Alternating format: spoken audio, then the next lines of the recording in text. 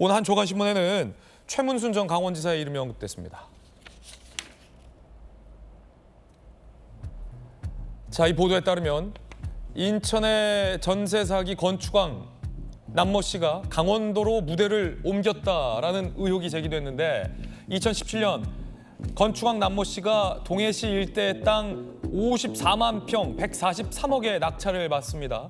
최문순 당시 강원지사가 2018년 망상지구 개발 사업자로 이 남모 씨를 선정하는데 그 사업비가 자그마치 6,674억 원의 엄청난 규모의 사업입니다. 사업자로 선정이 됐습니다. 엄청난 호재죠, 남모 씨 입장에선. 검찰에 붙잡히기 전 지난해 5월 망상지구의 미 명문 사립학교 유치를 진행했고 최문순 당시 강원지사는 현지 학교장과 양해각서도 체결하게 해줍니다. 당시 인천 빌라들이 경매로 넘어가던 시기였습니다.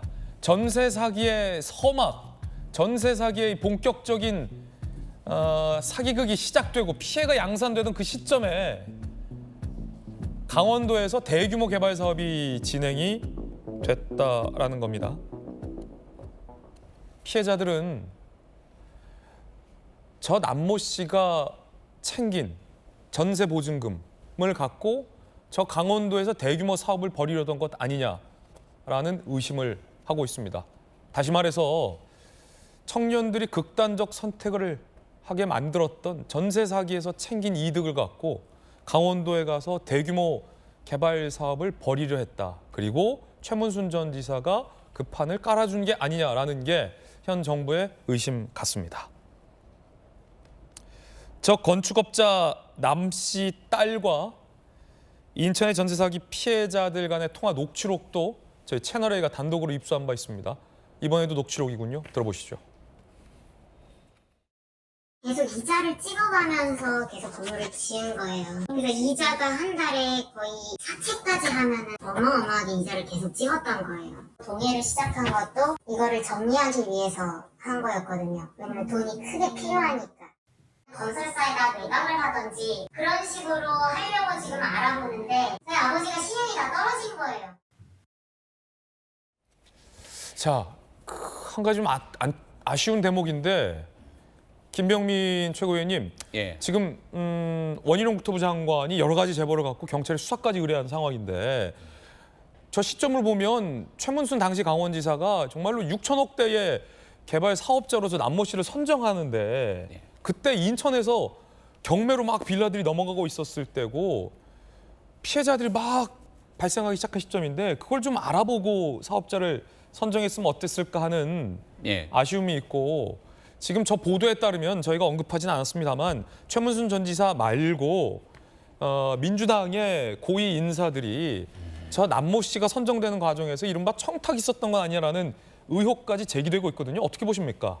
여러 제보들이 쏟아지고 있는 상황입니다. 그러니까 인천에서의 전세 사기를 벌였던 일당들이 지역에 국한하지 않고 강원도까지 넘어가서 이 같은 일들을 벌였기 때문에 그 강원도 지역에서 이 사람들이 이런 일들이다라고 아마 제보들이 쏟아졌던 상황으로 알고 있는데요. 강원도에서 투자를 하기 위한 사업 계획서를 제출할 것 아닙니까? 예. 그게 단순한 사업이 아니고 굉장히 많은 돈, 부지 매각에만 100억대가 넘는 돈이 들어가고요. 사업에는 앞서 봤던 것처럼 수천억대의 자금들이 필요하면 사업계획서에서의 자금 조달 방안들이 들어갈 것 아닙니까? 근데 그 자금 조달 방안에 뭐라고 남 씨가 제출했냐면 임대 보증금과 임대료 수입을 기재했다는 겁니다. 예.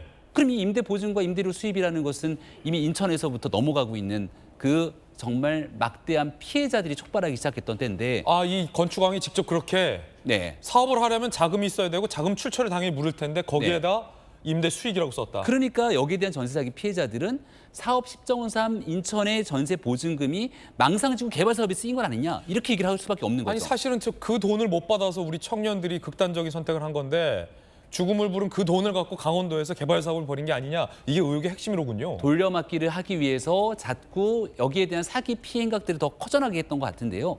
사업계획서에 본인이 허위를 기재했던 많은 일들, 서류 조작 때문에 지난해에 이미 중앙지검에 불구속 기소된 바가 있는 상황입니다. 최문순 지사 입장에서는 동해에 대한 굉장히 중요한 사업 프로젝트잖아요. 그럼 여기에 대해서 신뢰성이 담보돼 있는 중견건설사나 정말 탄탄하게 나름대로 신용이 뒷받침되는 회사인지 아닌지를 판단하는 건 매우 자연스럽고 중요한 일 아닙니까? 예. 근데 이런 일들에 대한 검증 없이 막무가내로 일을 진행했을 거라 많은 생각들을 가질 수밖에 없게 만드는데요. 보도에 따르면 그 중간에서 이른바 남 씨에 대해서 강력하게 밀어준 사람이 인천의 민주당 중진 의원이 아니냐라는 의혹도 제기하고 있던데. 그렇기 때문에 팩트 체크가 중요하고 현재까지 나와 있는 제보들은 많은데 예. 그 제보를 있는 그대로 얘기할 수는 없는 것 아닙니까? 그렇군요. 그렇기 때문에 검찰이 철저한 수사를 통해서 이들이 벌였던 사기 행각에 혹시나 판을 깔아주거나 그리고 이런 사업계획서를 거짓, 허위로 날조하는 과정 속에서 알고도 묵인한 것은 아닌지 뭔가 피해를 막을 수 있었던 중간중간에 단계는 없었을까라고 하는 정말 애끓는 마음들이 있는 거거든요. 철저한 수사를 하루빨리 진행을 해서 여기에 대한 정치권의 개입 혹시나 뭔가의 의혹들이 한 점 남지 않도록 진실을 조속히 밝혀야 된다 말씀드립니다. 그렇군요. 당시 최문순 지사의 입장과 해명도 좀 궁금해지는 대목인데 전용기 의원님 어떻게 보십니까? 부끄럽습니다, 사실. 이걸 어떻게 말씀드려야 될지 모르겠는데요. 지금 정치인들이 남탓 공방을 하고 있는 것 아닙니까? 그러니까 민주당은 뭐 국민의힘 여당에서 빨리 책임져야 되는 거 아니냐라고 얘기하고 있고 국민의힘은 뭐 최문수 지사에 연루돼 있는 것 아니냐. 사실 이런 쓸데없는 이야기를 할 때가 아니고 지금 당장의 전세 사기 피해자들을 만나고 그 부동산은 얼마나 개입이 되어 있는지 이 사람들을 어떻게 살릴 것인지를 논의해야 될 그 중요한 시간에 쓸데없는 남탓 공방만 하고 있는 것이 저는 참 부끄럽습니다.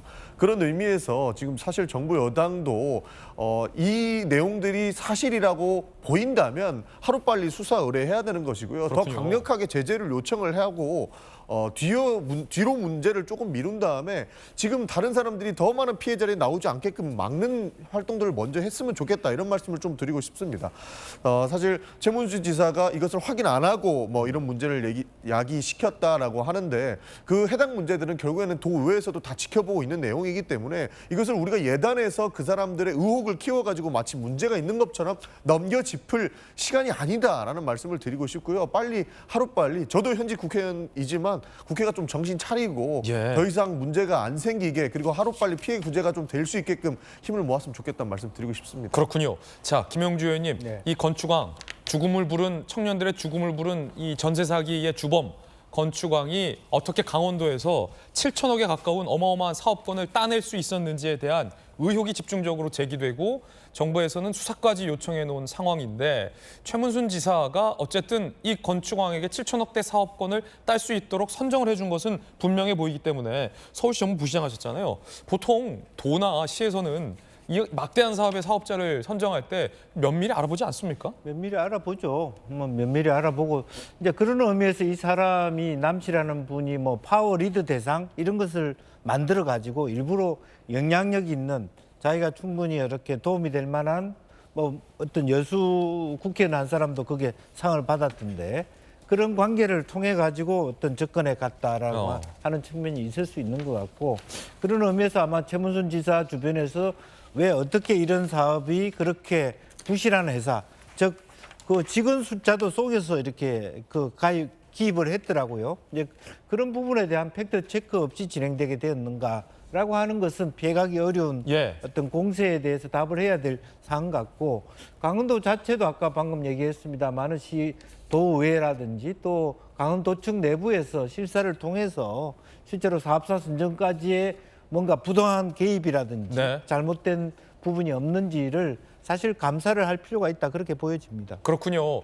이 건축왕이 어떻게 막대한 7천억에 가까운 사업권을 따낼 수 있었을까? 최문순 전 지사는 무엇을 보고 이 사람을 사업자로 최종 선정을 했을까? 갖은 의혹이 나오고 있는 가운데 이 건축왕의 행적을 보면 정말이지 기가 찹니다.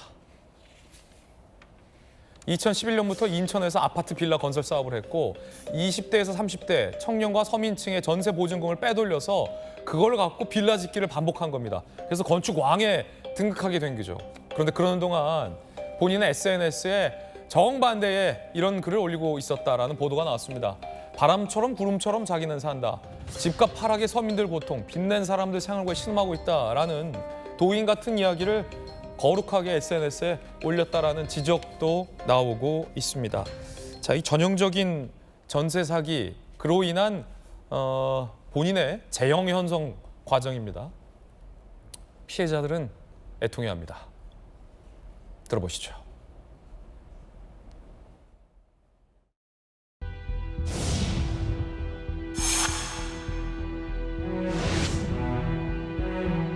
바로 옆에서 같이 싸우던 사람인데 또 다른 분이 나오지 않을까. 당신 같은 사람들이 죽어버리면 여기에 사기꾼들만 남아요.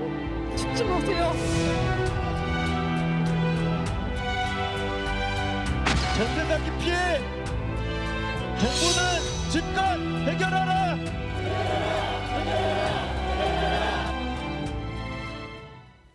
안타까운 일입니다. 김광삼 변호사님, 검사 출신이시잖아요. 네. 지금 뭐 최무순 전 지사 얘기도 나오고 강원도에서 어떻게 사업을 벌였는지 그 사업의 이른바 시드머니가 저 피눈물의 돈이 아니냐라는 의혹도 나오고 있고 그 과정에서 인천의 민주당 중진 의원이 개입된 거 아니냐라는 의혹도 나오고 있는데 지금 원희룡 장관은 경찰에 수사를 의뢰했다고 하는데 수사 많이 해보셨던 입장에서 이건 수사 대상이라고 보십니까? 아니, 제가 볼 때 이제 누가 개입했을 가능성이 크다고 봐요. 수사 대상이다. 그렇죠. 이제 저 사람은 아마 그럴 거예요. 인천에서 엄청난 아파트를 또 빌라를 건축했잖아요. 그걸 이제 뒷배경으로 삼는 거예요. 아, 내가 아파트 빌라를 뭐 몇 채를 줬고. 이른바 포트폴리오군. 그렇죠. 지금 가지고 있는 게 뭐 1,200채다. 그럼 우리가 언뜻 볼 때는 어마어마한 재력가잖아요. 그러면 그 재력가에 대해서 뭐 정치인할지 누구도 엄청나게 같이 만나면 나에게 도움이 되겠다 그런 생각 할 수 있겠죠. 근데 그 자기가 지은 빌라 아파트가 사실은 아파트를 지면서 대출을 받아요. 그런데 일반적으로 제1금융권에서는 요건이 해당되지 않기 때문에 대출을 안 해주죠. 예. 그러면 제2금융권, 뭐 저축은행이랄지 아니면 사채업자한테 돈을 빌리면서 아파트를 짓는 거예요. 빌라를 쳐요. 그런데 그러면 이자 갚아야 할 거 아니에요? 원금 갚아야 할 거 아니에요? 네. 그럼 여기에 그냥 무분별하게 전세를 놓는 거예요. 예. 그 전세는 갖다 이제 그걸 계속 이자 붓고 하죠. 전세 보증금은 사실은 저러라고 보증금을 내는 게 아니잖아요. 근데 원칙적으로요. 아파트나 빌라를 지면 예. 분양을 해갖고 수익을 얻어야 하는 거잖아요. 근데 이게 분양해갖고는 분양이 안 돼요. 그러니까 이걸 전세로 돌려서 보증금 가지고 계속 돌려막기를 한 거죠. 그리고 외형적으로 보면 어마어마한 기업가가 된 거예요.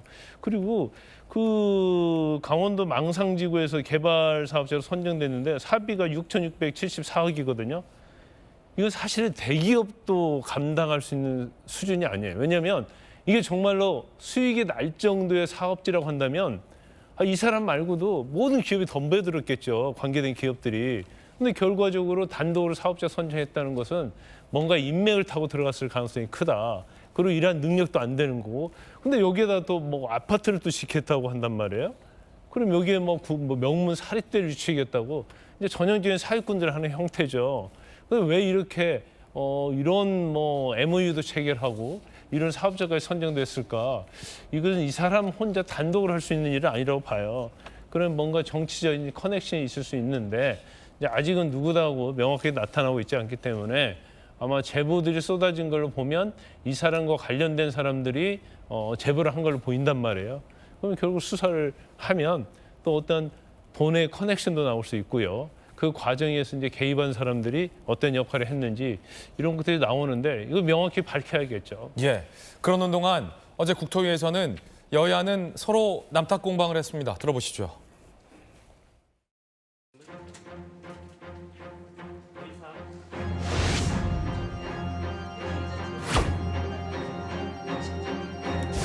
장관님, 오늘 아침에도 전정부 탐마 말씀하시던데 그렇게 자신 없으면 다시 민주당에 정부 돌려주시죠. 전세 사기의 원인 제공이 언제 이루어졌는지부터 반성이 필요하다고 봅니다. 좋습니다. 자신 있으시죠? 남탓할 시간에 정말 좋은 대안을 만들어 주시기 바랍니다. 원인 제공자가 갑자기 해결사를 자체해서는 받아들이기가 곤란하지 않을까? 최소한의 양심은 있어야 되지 않을까? 이렇게 생각합니다. 뭐 원인에 대해서 사실은 이명박 정부 때부터 있었죠. 이게 깡통 갭 투자라든지 뭐 이런 게 있었죠. 어떻게 해결하느냐 이 문제가 이제 정부의 책임 아니겠습니까? 경찰청 국가수사본부장은요, 이 전세 사기를 범죄 단체 조직죄로 적용하겠다라고 밝혔습니다. 강경 대응하겠다는 거죠. 국가수사본부는 전세 사기 특별 단속을 보다 강화하고 의심 대상자에 대해서는 과감히 수사에 착수하고 조직적 전세 사기는 범죄단체 조직죄를 적극 적용하겠습니다.